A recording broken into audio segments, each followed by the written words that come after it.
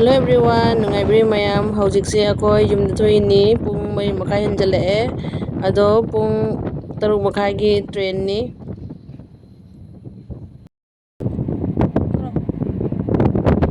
Situba bobo ni gunsa laire.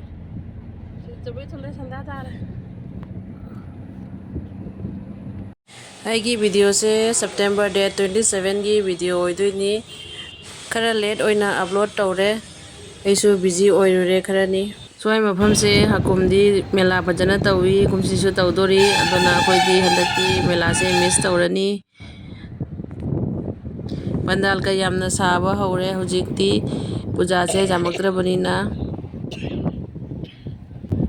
Siga uriba building singse New Jalpaiguri railway station gi employee quarter oidoini. Mapanana sugjamna fibam soodi manung kamain toramgani na khallini aisu akoigi mapanda phajaraga manung fibam sokpase kalluraga di moi sidi thabak loiramani. Station jausalae parking sesu yam chawi lapsu jam lape station dagi aduga segi station se amuk nauna semdokpa oibanina jamna khongna chatpada mathau tare.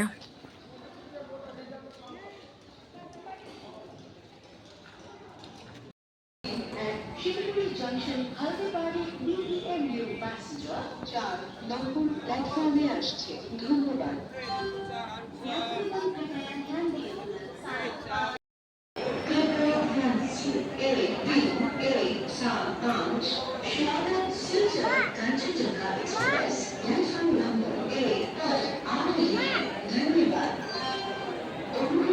Akoigi train jaurae.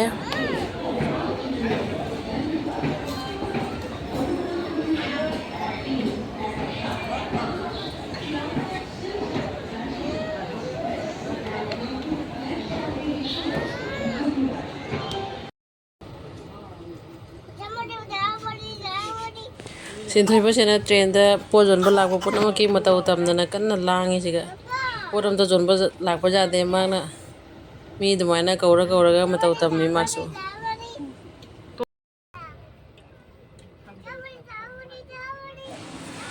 sanapon muk lai khare siga ma sanapon jon basu tum laksallabanina angang ni se ngaure adana mag sanapon lebi waina sanapon muk lai ri amatani maise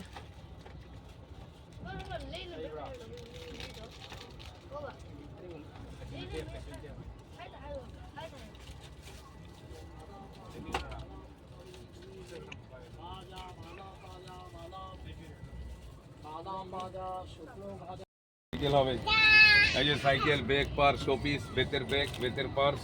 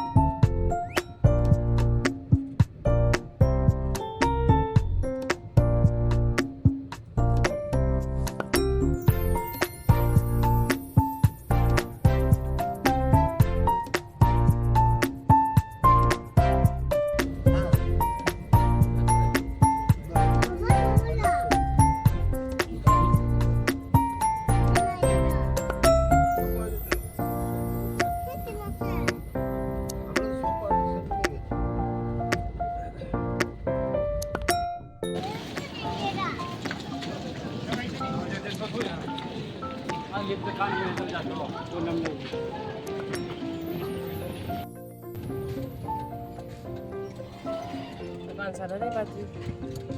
Durga Puja itu kan.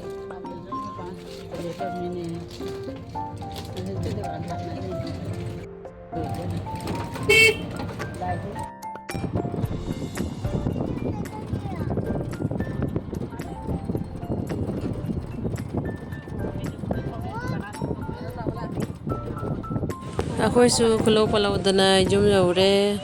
Mathangi video da mu phangnarasi. Bye.